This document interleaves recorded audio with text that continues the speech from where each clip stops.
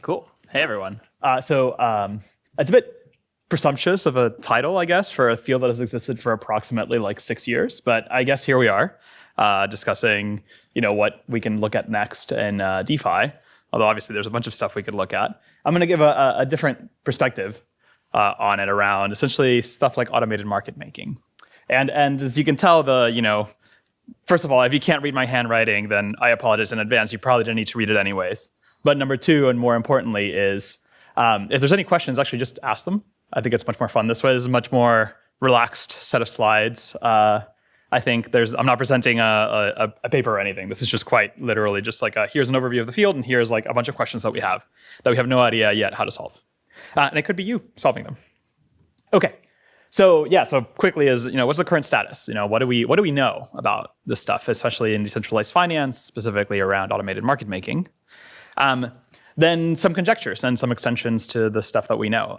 Some of it is published, some of it is published in special cases, some of it is not known, actually. And then finally, how maybe these things connect to other areas of interest. Okay, so for this talk, I'm unfortunately with 15, 20 minutes, I believe. I only have so much time. So I'm going to focus on one specific aspect, which are called constant function market makers. So these are a type of automated market maker, which is actually how people mostly trade on chain. And when I say mostly, I do actually mean mostly in terms of both volume, like how we exchange, assets from, for example, dollars to Ethereum, stablecoin to Ethereum or something of the like. But could be anything else. Could be Ethereum to wrap Bitcoin, could be any other pair, for example.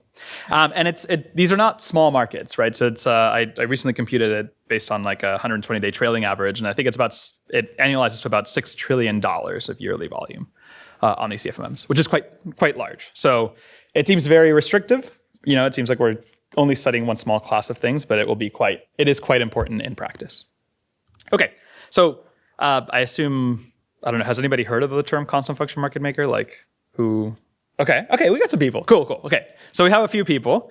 For those who don't know, you'll notice here I've made the standard plot. I think anybody who is familiar with them has probably seen this thing like a gajillion times. And you should notice two things. Number one is there's a curve. On the left, on the y-axis, I'll put an asset that will be a quantity of said asset. And on the right, on the x-axis, there will be a quantity of dollars. Pretty simple. On this plot, there's a curve, right? And that curve is going to be the set of allowable states. So a constant function market maker is a contract. That contract lives on chain, and it has some reserves of some assets, which we will denote R1 for dollars that it holds in its reserves, and R2 for the asset that it holds in its reserves. And the dynamics of the system are as follows. You are able to pick any point on that curve. So the reserves can be any point whatsoever on that curve, and you can trade with it. So specifically, you can propose a trade. The trade is going to be delta 1 for however much of assets for however many dollars you might receive or send. And then delta 2 for however much of the quantity of the asset you might receive or send. And you can propose a trade, which is a pair delta 1, delta 2, to the constant function market maker. And the constant function market maker will accept if the new reserves, after you have made the trade, are still on the curve, right? So in other words, any trade that maintains the reserves on the curve is accepted, and you get paid out some amount, and you put in some amount. So in this particular case, we've put in some amount, delta 2 of US dollars, delta 1 of US dollars, and received negative delta 2 of the asset, right? Of course, this is in the case of no fees. You can also charge fees, which are some percentage of the inputs, for example, and that will be very, very important in what follows. But the dynamics hopefully are pretty clear. It's a very, very simple idea. You have a rule. The rule is, please, you are able to trade with this thing so long as you keep the reserves of this contract on this curve, right? Anything you do, totally fine, doesn't matter. And so long as you satisfy this like very, very simple asset trading rule. Okay, so writing it out kind of a little bit more carefully, we have a trading function, which is simply this implicitly denotes this curve. And the trading condition says, look, so long as you keep the trading function constant, right, after you've made the trade, then the trade is accepted. So in this, there's a bunch of questions you might ask. Number one is, obviously, this implies some sort of marginal price for the asset, right? We can write down what that is. It's some partial derivatives. That's great. And that's simply, if we look back here, the average price is exactly the slope of the curve expected here, the negative of the slope of the curve in this case. But and now you can ask a bunch of secondary questions of properties of these constant function market makers. So constant function market makers don't exist in a vacuum. There is often some external market. You could think of a centralized exchange such as Coinbase or Binance, of which there is some price in that external exchange, right? And the first question you might ask is, cool, what happens when you do have the presence of an external exchange and this constant function market maker that exists on chain? Do the prices match? And indeed, you can show that under no arbitrage assumptions, the prices do match. Sometimes there's a no arbitrage interval, which I'll explain in a second. Other questions you can ask is, right now we're parametrizing these reserves in terms of the actual quantities, but you can parametrize them in terms of reserves, right? So at every point on this curve, there is a price, right? And I can ask the question, what are the reserves at a given price, right? In other words, what's the portfolio value of the asset holdings for the constant function market maker at every specific price under no arbitrage? Okay, so that's called the portfolio value function. It's a function that maps prices to values in dollars. Okay, so here are the easy questions, as kind of mentioned some of them, is the easy questions are no fees. So under no arbitrage, what are the values of the reserves at different prices? That's a pretty easy question to answer, and indeed it was answered in AAC 21 via a paper called Replicating Market Makers, which shows not only that constant function market makers have certain portfolio value functions, but indeed that every possible portfolio value function of a certain with a certain set of properties can be converted into a constant function market maker. We can think of constant function market makers roughly as kind of fixing a trading strategy ahead of time, right? As the price of an asset changes, we are willing to sell or buy into the market, right? And so holding a position in that constant function market maker corresponds roughly to kind of implicitly allowing arbitrageurs to trade against our portfolio under specific rules. So with that, question number two is, okay, cool. If we have an external market and we have the current, CFMM, what are the arbitrage profits that one might gain during some course of time, right? So the price on Binance is changing. That causes a price imbalance between the constant function market maker and the price on Binance. There's some amount of money to be earned from this price difference. What is the total amount that we earn? Okay, this is also similarly answered in the, again, no fees case, also similarly by AC 21, and also by a paper called LVR, Loss versus Rebalancing, I believe. And finally, you could actually, in the case of no fees, you can characterize the entire space of everything that constant function market makers can do. So every constant function market maker corresponds to a strategy. The set of strategies is completely specified, and we exactly know a duality between the set of strategies that are achievable and the set of constant function market makers that exist. Okay, so we can think of CFMMs as solved in the fee-free case. Great. Now the next natural question is, okay, what happens if there are fees, right? So can we characterize the arbitrage profits for constant function market makers whenever there are fees, right? And so it turns out there's actually a much trickier question. I'll speak a little bit to why that is, but essentially, in the case of fees, you don't have a specific correspondence between reserves and prices anymore, right? It actually depends on the trajectory because you have a no arbitrage interval inside of which no arbitrageur would be willing to trade because they could not make money at a risk-free profit. So the special case was solved in EAC 21. The general case was also solved in another paper called LVR with fees, 2023. And then recently there was a replication approach. I think Zachary will be presenting tomorrow, but he's not here. Okay. Number two is, so these things assume that there's a greedy arbitrageur that's constantly arbitraging between the market and the constant function market maker. I'm going to say the market is going to be Binance for now. This whole thing is predicated on the assumption that essentially there's always, at every point, somebody constantly trying to trade between these two markets, right? In practice, it seems to be pretty clear why. Anybody can join a network and anybody can perform arbitrage. So there's kind of not really a coalition that can be formed because essentially performing arbitrage is costless. It only costs like however much it costs you to spin up a server and perform arbitrage between two different markets. So, but there's a question, okay, that's a reasonable set of statements we can make, but is it true? So how often do these greedy arbitrageurs, when the block time is finished, how often do these people actually do arbitrage and make sure the prices match exactly? And then finally, this could be you in 2025. And the last question is, okay, in the case of fees, how do we set fees based on assumptions about price processes that we observe, right? So the fees often in these cost and function market makers are fixed ahead of time.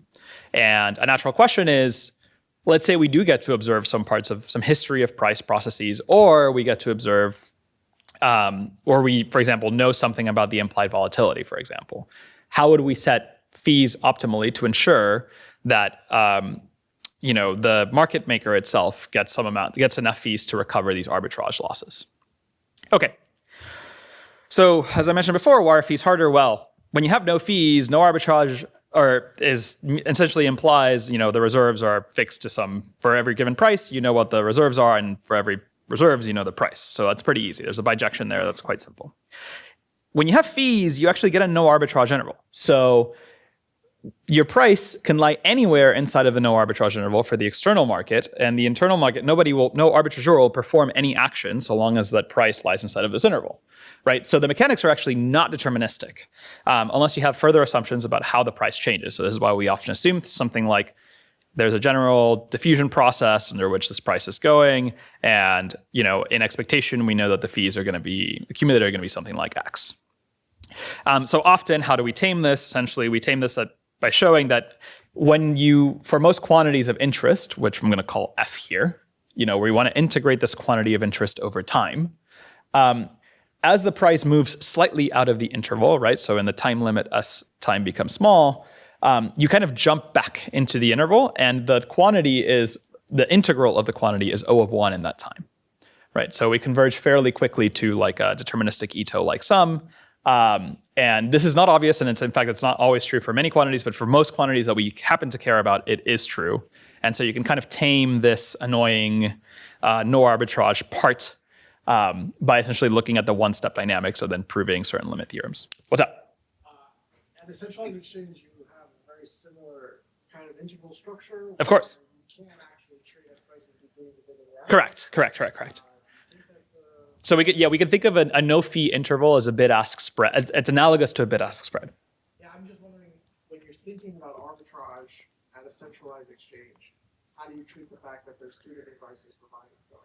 So you can do it. It's kind of more of a pain in the ass even. So in this case, the cheater's method is we assume that there's a private valuation that everybody is a shared signal or something of the like. But of course, right, in general, these things might differ, and there will be two different bid-ask spreads, and here we'd be looking at the intersection or something of the like. So yeah, it's a good question, but for now, we're just taking a simple model. If there's a price out there, we want to arbitrage against it. You can think of it as a private signal that everybody shares, or a public signal that everybody shares, or we can think of it as there's a infinitely liquid external market out there. Just a simple case. Okay, so some quick observations. As the arbitrage time goes to zero, in other words, as the time between arbitrage periods goes to zero, the arbitrage profits very quickly goes to zero.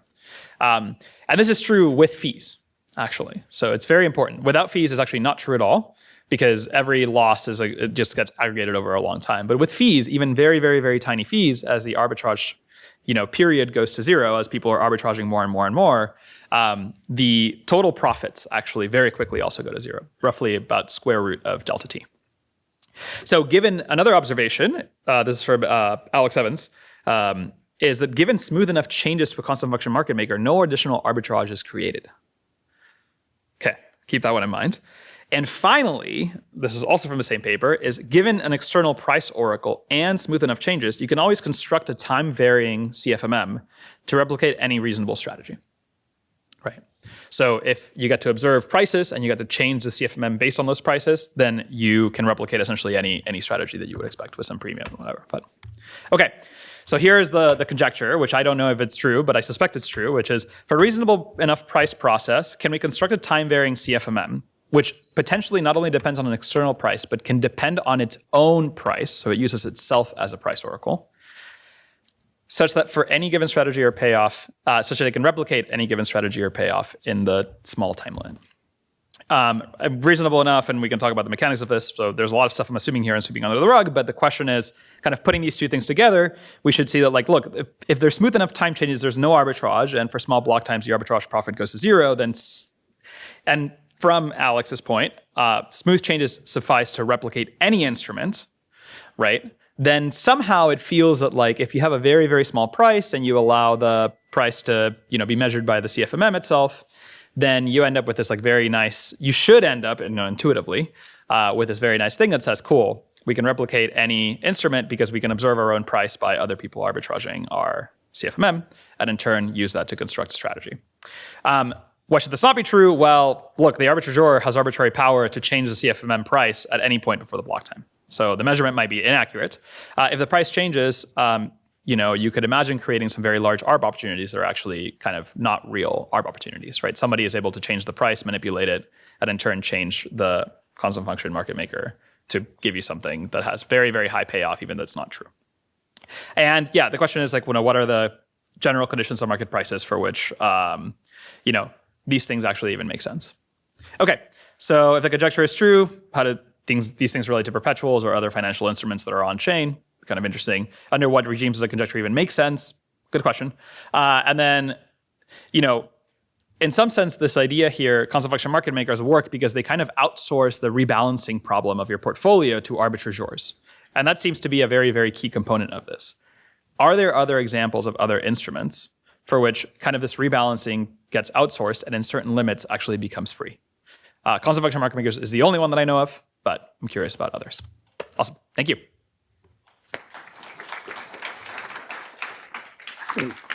Time for one or two questions.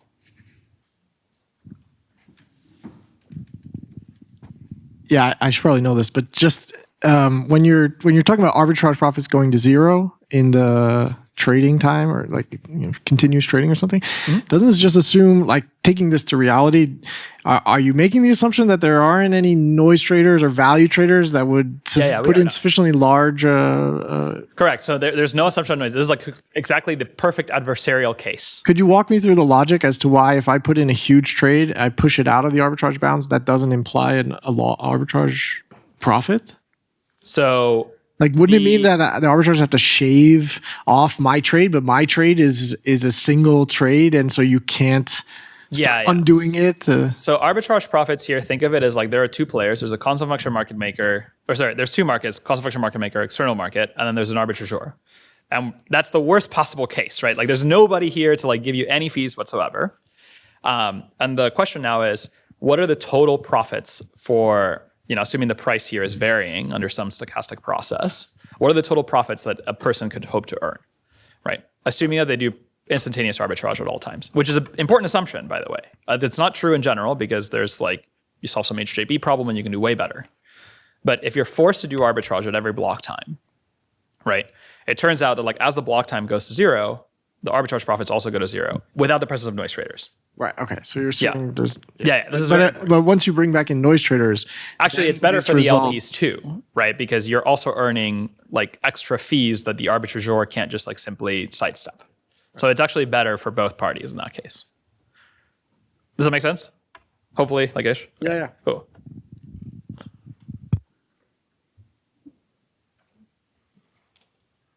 I guess the talk was perfectly clear. Thank you, guys.